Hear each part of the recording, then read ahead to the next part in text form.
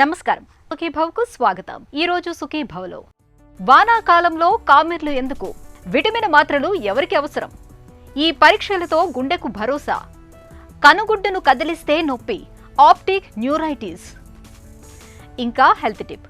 వానాకాలంలో తరచూ కురిసే వానల మూలంగా పరిసరాలన్నీ చిత్తడిగా మారిపోతూ ఉంటాయి. నిల్వ నీటి మూలంగా ఈ వానాకాలంలో బ్యాక్టీరియా, వైరస్ల ఉధృతి ఎక్కువగా ఉంటుంది. అన్నిటికీ మించి ఈ సీజన్లో దోమల సంతతి బాగా వృద్ధి చెందుతూ ఉంటుంది. ఓవైపు దోమలు, మరోవైపు హానికారక బ్యాక్టీరియా, వైరస్లు ఇవన్నీ కలగలిసి ఈ వర్ష ఋతువులో మనకు రకరకాల అనారోగ్యాలను తెచ్చిపెడుతూ ఉంటాయి.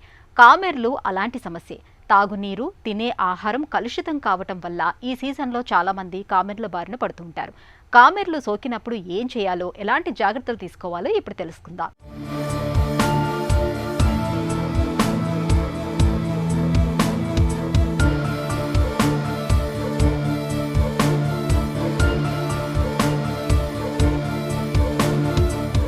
కామెర్లు కాలేయంలో వచ్చే సమస్య ఇది.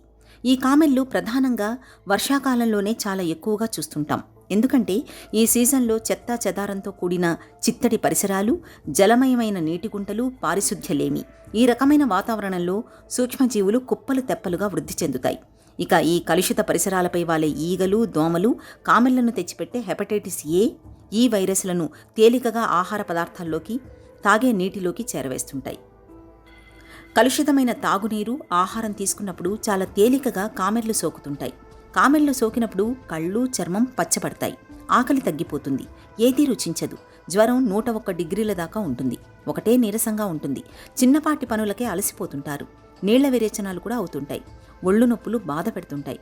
కళ్ళు, ఒళ్ళు పచ్చబడ్డం కామెర్ల వ్యాధిలో ప్రధానమైన సంకేతం. కాబట్టి దీని విషయంలో వీలైనంత త్వరగా చికిత్స తీసుకోవాలి. మనిషి పుట్టకతోనే కామెర్లు వస్తూ ఉంటాయి. న్యూబర్న్ జాండిస్ అంటాం. పెద్ద అయిన తర్వాత కామెర్లు వస్తూ ఉంటాయి. ఎందుకు వస్తున్నాయి ఏంటి? చాలామంది వస్తూ ఉంటారు నా పేషెంట్లు. ఎస్పెషల్లీ ఒక జెనెటిక్ కండిషన్ ఒకటి ఉంటుంది, గిల్బర్ట్ సిండ్రోమ్ అంటాం. వీళ్ళల్లో ఒక జీన్స్ మార్పిడి రావడం వల్ల ఆ యొక్క లివర్లో చేయాల్సిన మెటబాలిజం డిలే అవుతూ ఉంటుంది. ఇది ఏ రకంగానూ హాని చేయలేదు. సో దీంట్లో 2 రకాల బిలిరూబిన్ జాండిస్ ఫ్యాక్టర్స్ ఉంటాయి. ఇండైరెక్ట్, డైరెక్ట్ అని ఉంటుందన్నమాట. దాన్ని బట్టి మన గిల్బర్ట్ సిండ్రోమ్ లేదా జీన్ టెస్టింగ్ ఒకటి ఉంటుంది. సో అది ఆ జీన్స్ ఇండియన్స్లో చాలా ఎక్కువ. ఇది చాలామంది వచ్చేసారి నాకు మొన్నటిదాకా జాండిస్ ఉంది, ఇప్పుడు తగ్గింది, మళ్ళీ వచ్చింది అని అంటారు. సో వాళ్ళకి గిల్బర్ట్ సిండ్రోమ్ అనే డయాగ్నోసిస్ ఫ్రేమ్ చేయకపోవడం వల్ల వీళ్ళకి టెస్టులు మాటిమాటికి చేసుకుంటూ ఉంటారు. డాక్టర్ నుంచి డాక్టర్ మారుతూ ఉంటారు. వాళ్ళకి ఎప్పటికీ సొల్యూషన్ దొరకదు. దీంట్లో జరిగేది ఏంటంటే ఆ జీన్స్ హ్యాండిల్ చేసే పద్ధతి మారుతూ ఉంటుంది, కానీ బాడీ మీద ఎటువంటి ఎఫెక్ట్ ఉండదు. టెస్టులు చేయించుకోవసరం లేదు వీళ్ళు. ఫస్ట్ అది ఆ డయాగ్నోసిస్ ఉందని కన్ఫర్మ్ చేసుకోవాలి.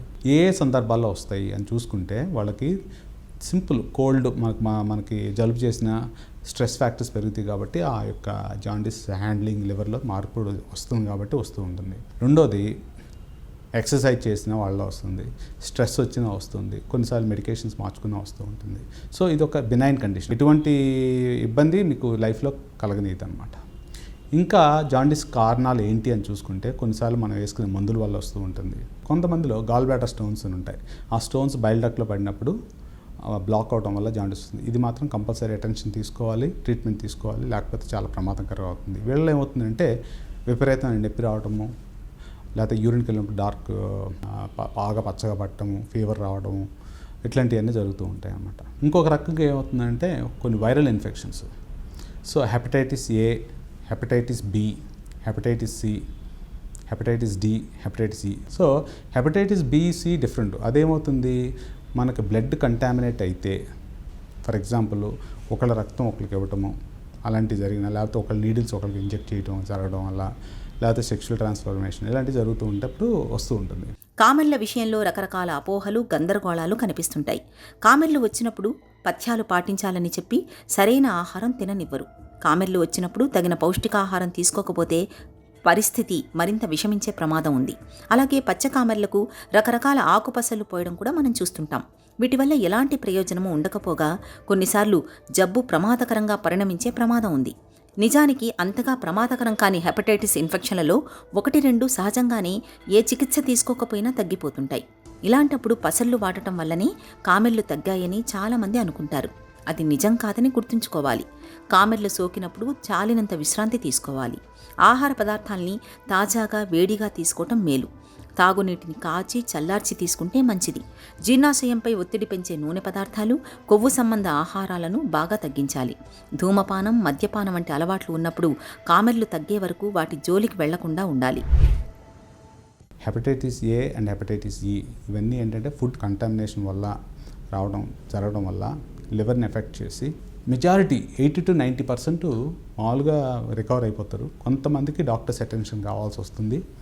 డాక్టర్స్ అటెన్షన్స్ కావాల్సి వచ్చిన పేషెంట్స్కి వాళ్ళకి ఏంటంటే సపోర్ట్ థెరపీ అంటాం, ఏం ఉండదు పెద్దగా. సో వాళ్ళకి విటమిన్ కే ఇంజెక్షన్స్ పెడతాము, రోజు బ్లడ్ మానిటరింగ్ చేసుకుని లివర్ సెల్స్ మళ్ళీ రీజనరేట్ అవడానికి ఇంజెక్షన్స్ కొన్ని ఇస్తూ ఉంటాం అన్నమాట. చాలా రేర్గా భయపడాల్సింది ఉంటుంది. ఒకళ్ళ ఇంట్లో హెపటైటిస్ ఏ ఇన్ఫెక్షన్ వచ్చింది, మిగతా వాళ్ళకి ఎవరైనా వస్తుందా?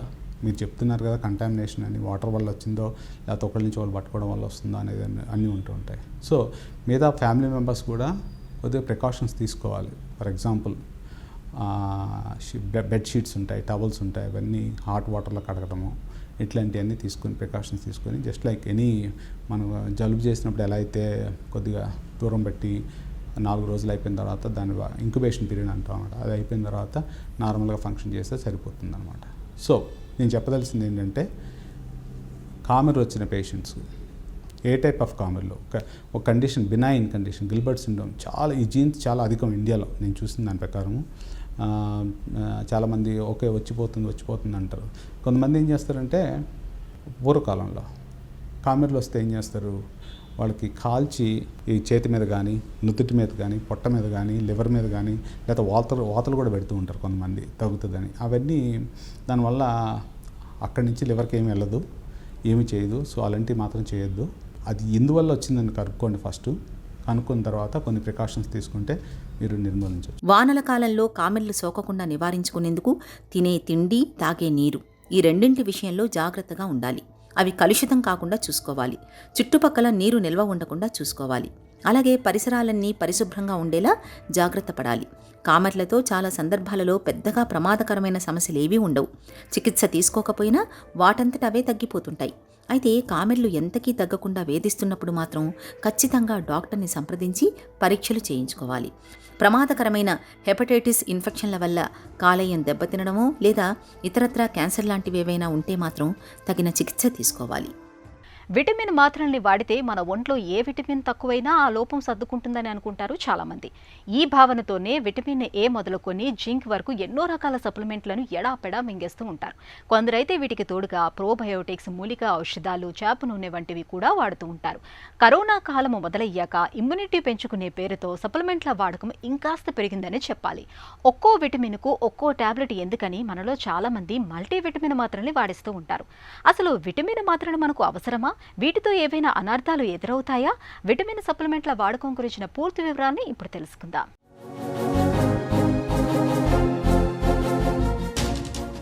విటమిన్ మాత్రలకు మన దగ్గర ఉన్న ప్రాచుర్యం, వీటి మార్కెట్ అంతా ఇంత కాదు. ఏం తిన్నా తినకపోయినా రోజుకో విటమిన్ మాత్ర వేసుకుంటే చాలు, అన్నీ సర్దుకుంటాయి అన్న ధోరణి ఇవాళ బాగా బలపడిపోయింది. నిజానికి విటమిన్ మాత్రలు అందరికీ అవసరం లేదని చెబుతారు నిపుణులు. తిన్న ఆహారంలోని పోషకాలను గ్రహించలేని క్రాన్స్ వంటి పేగు వ్యాధులతో బాధపడే వాళ్ళకి, వయసు పైబడిన వృద్ధులకు, తీవ్రమైన పోషకాల కొరతతో బాధపడే వారికి మాత్రమే విటమిన్ సప్లిమెంట్లు అవసరమవుతాయని చెబుతారు డాక్టర్లు. వయసు మీద పడుతున్న కొద్దీ కొన్ని రకాల పోషకాలను గ్రహించుకునే సామర్థ్యం శరీరానికి తగ్గుతూ వస్తుంది. అందుకే వృద్ధులు vitamin D, vitamin B12, calcium వంటి విటమిన్లు, పోషకాలను అదనంగా తీసుకోవాల్సి ఉంటుంది. కొన్ని రకాల పదార్థాలు తినని వారికి ఇవి అవసరం. విటమిన్ B12 మాంసాహారంతోనే లభిస్తుంది. కాబట్టి శాకాహారులకు దీని లోపం తలెత్తకుండా మాత్రలు, సిరప్లను వైద్యులు సూచిస్తుంటారు. గర్భిణులకు, గర్భధారణకు ప్రయత్నిస్తున్న వారికి ఫోలిక్ యాసిడ్ అవసరం.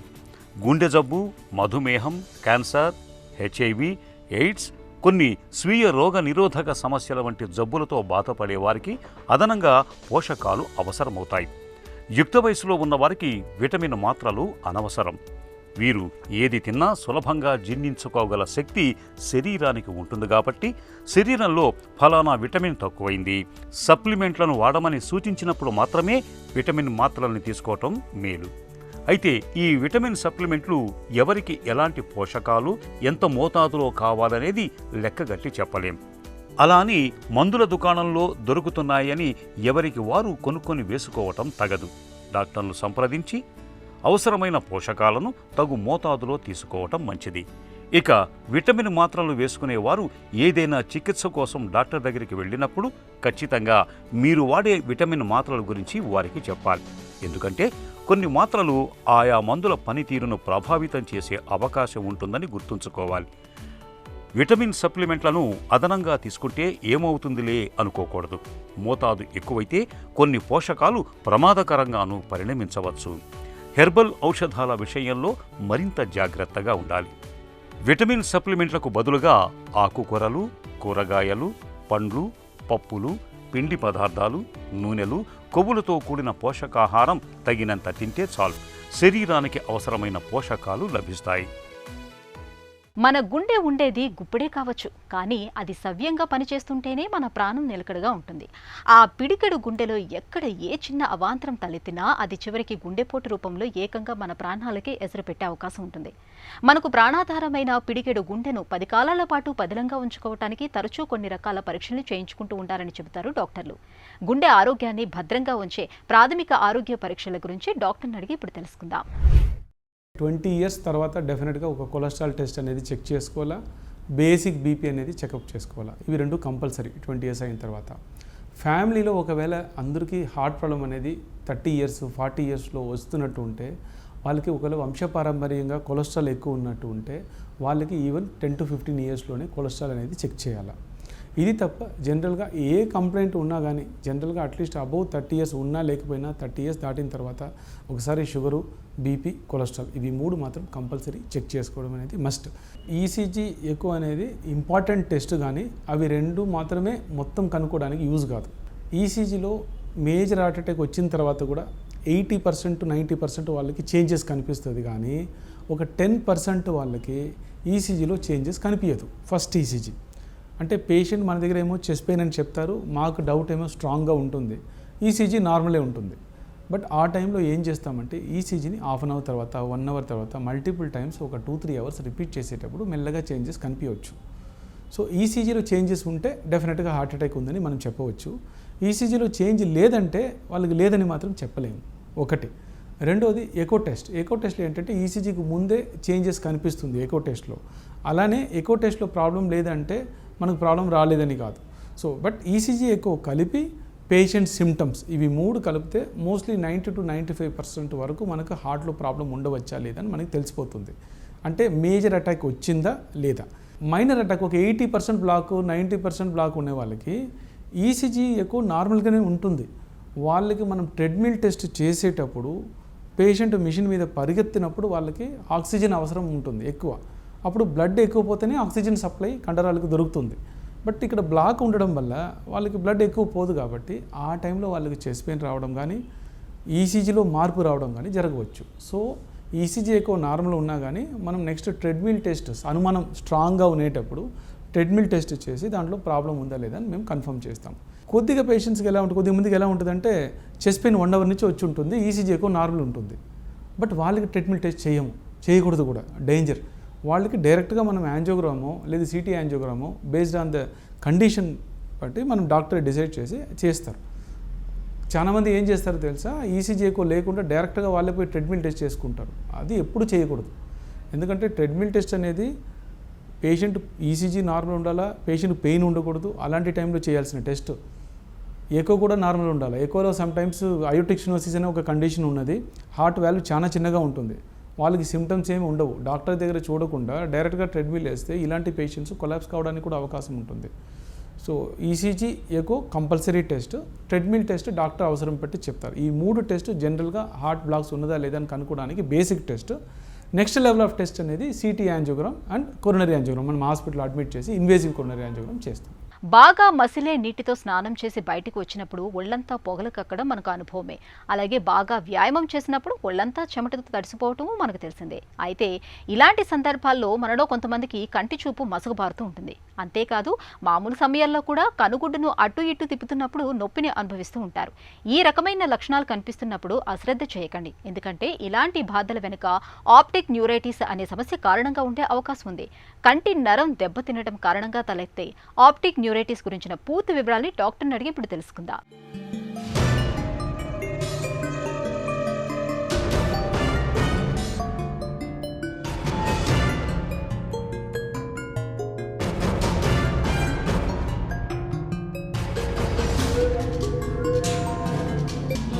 ఆప్టిక్ న్యూరైటిస్ అంటే ఏంటి?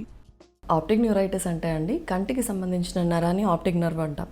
ఆప్టిక్ నర్వ్ కంటికి ఐబాల్ అనుకుంటే ఐబాల్ వెనుక భాగం నుంచి నర్వ్ వెనుకకి డైరెక్ట్గా కంటిన్యూటీ బ్రెయిన్తో ఉంటుంది. సో ఈ నరం కనుక వాపు వస్తే అది కూడా ఎందుకు ఆప్టిక్ నర్వ్ పైన ఒక షీద్ ఉంటుంది, ఆ మైలిన్ పొర మెల్లమెల్లగా కొన్ని చోట్ల కరిగిపోతూ వస్తుంది. కరిగిపోతూ వచ్చినప్పుడు వాపు వస్తుంది. దాన్ని ఆప్టిక్ న్యూరైటిస్ అంటారు. ఆప్టిక్ న్యూరైటిస్ ఎందుకు వస్తుంది? ఆప్టిక్ న్యూరైటిస్ రకరకాల కారణాల వల్ల రావచ్చు. ప్రధానంగా మళ్ళీ వచ్చే అవకాశాలు ఉండేది మల్టిపుల్ స్క్లీరోసిస్, ఎన్ఎంఓఎస్డి, మాగ్ అసోసియేటెడ్ డిజార్డర్స్. ఇవి ఏంటి అంటే ఆటోఇమ్యూన్ డిసీజెస్. ఇవన్నీ కూడా ఆటోఇమ్యూన్ డిసీజెస్. బాడీలో మన తెల్ల రక్త కణాలు కానీ లేకపోతే అబ్నార్మల్గా బ్లడ్లో ఉన్న కొత్త ప్రోటీన్స్ ఉండడం వల్ల ఇవి పోయి డైరెక్ట్గా మైలిన్ పొర మీద అటాక్ చేస్తే అప్పుడు ఆప్టిక్ న్యూరైటిస్ వస్తుంది.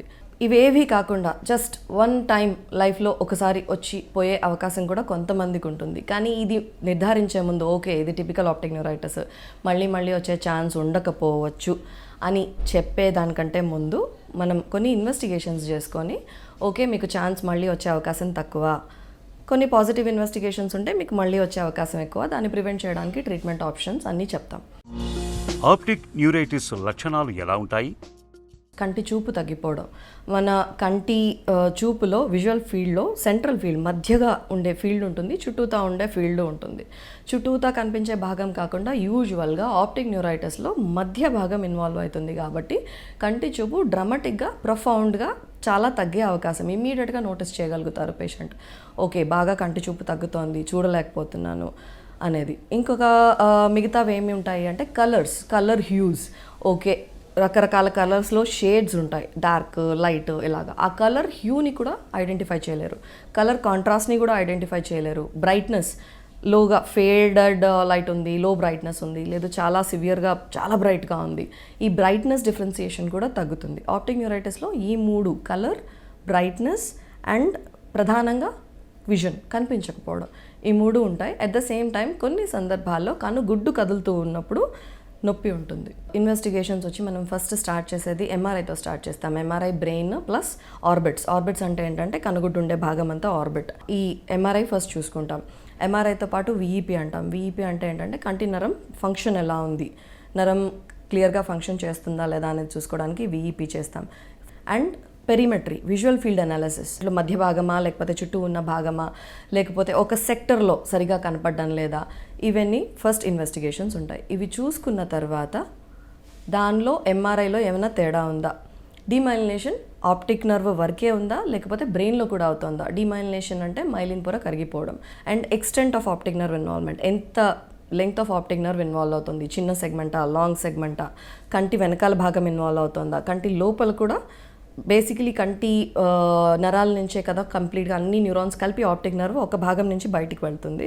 సో కంటి లోపల కూడా మనం కనుక ఆఫ్థాల్మోస్కోప్ పెట్టి చూస్తే కన్ను లోపల నుంచి ఇట్లా డైరెక్ట్గా ఆఫ్థాల్మోస్కోపీ పెట్టి చూసుకున్నప్పుడు మనకి కంటి లోపల చిన్న భాగం ఆప్టిక్ నర్వ్ కనబడుతుంది. దట్ ఈస్ కాల్డ్ పాపిల్లా అంటాం దాన్ని.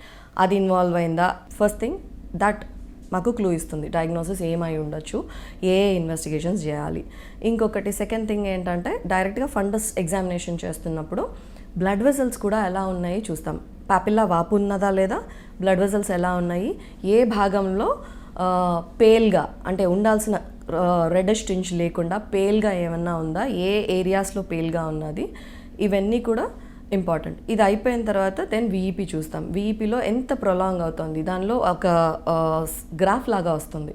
ఆ గ్రాఫ్లో మేము చూసేది P100 లేటెన్సీ ఎంత ప్రొలాంగ్ అవుతుంది, నార్మల్గా ఉందా లేదా, ప్రొలాంగేషన్ కూడా ఒక క్లూ ఇస్తుంది. ఇవేవి కాకపోతే మిగతా పరీక్షలు కంప్లీట్గా ఆప్టిక్ నర్వ్ మొత్తం ఇన్వాల్వ్ అయింది, చాలా కాంట్రాస్ట్ కూడా చేస్తాం.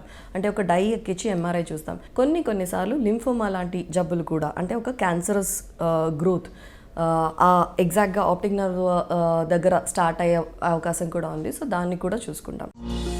ఆప్టిక్ న్యూరైటిస్కి చికిత్స ఎలా ఉంటుంది?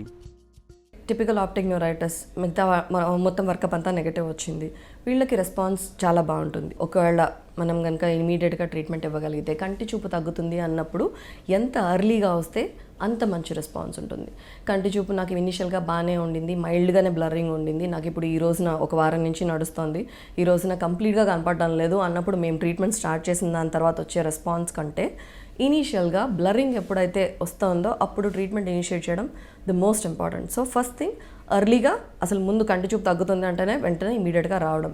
సో ద డయాగ్నోసిస్ ఎర్లీ ఉంటుంది, ట్రీట్మెంట్ ఎర్లీగా స్టార్ట్ చేస్తే మీకు రెస్పాన్స్ కూడా చాలా మంచి రెస్పాన్స్ ఉంటుంది.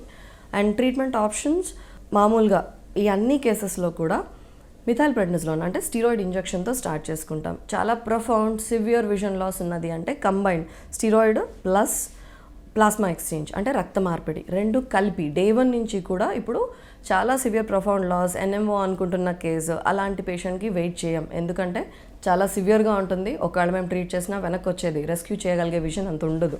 సో సివియర్ విజన్ లాస్ కాబట్టి ఫస్ట్ నుంచి hitting hard from the beginning. Principle is సివియర్గా ఉండే కేసుకి రైట్ ఫ్రమ్ ద బిగినింగ్ గట్టిగానే ట్రీట్మెంట్ స్టార్ట్ చేస్తాము. అగ్రెసివ్ థెరపీ స్టార్ట్ అవుతుంది. స్టీరాయిడ్ ప్లస్ ప్లాస్మా ఎక్స్చేంజ్తో స్టార్ట్ చేస్తాము. Milder cases steroid alone. And ఇవి 2 ఆప్షన్స్ అయిపోయిన తర్వాత ఇన్ కేస్ అప్పుడు కూడా రెస్పాన్స్ రావట్లేదు, కొన్ని రోజుల తర్వాత లేకపోతే వారాల తర్వాత మళ్ళీ MRI రీడూ చేసుకుంటాము. మిగతా చాలా రేర్ డిసీజెస్ కొంచెం చూసుకోవాల్సి వస్తుంది జాగ్రత్తగా. కంటి నరం దెబ్బతినడంతో తలెత్తే ఆప్టిక్ న్యూరైటిస్ కు ఇవాళ స్టెరాయిడ్ ఇంజెక్షన్లు మొదలుకొని ఇమ్యునోగ్లోబిన్లు, ప్లాస్మా థెరపీల వరకు చక్కటి చికిత్సలు ఎన్నో అందుబాటులో ఉన్నాయి. కంటి చూపు మందగించిన తొలి దశల్లోనే చికిత్స మొదలు పెడితే మంచి ఫలితాలు ఉంటాయి. ఒక చిన్న చిట్కా మీకోసం. తీవ్రమైన మలబద్ధకంతో బాధపడుతున్నప్పుడు రోజు పొద్దున్న లేవగానే గోరువెచ్చటి నీళ్లను తాగడాన్ని అలవాటు చేసుకోండి. గోరువెచ్చటి నీళ్లను తాగటం వల్ల మన పొట్టలో జీర్ణశక్తి పెరుగుతుంది, మలబద్ధకం క్రమంగా తగ్గుముఖం పడుతుంది.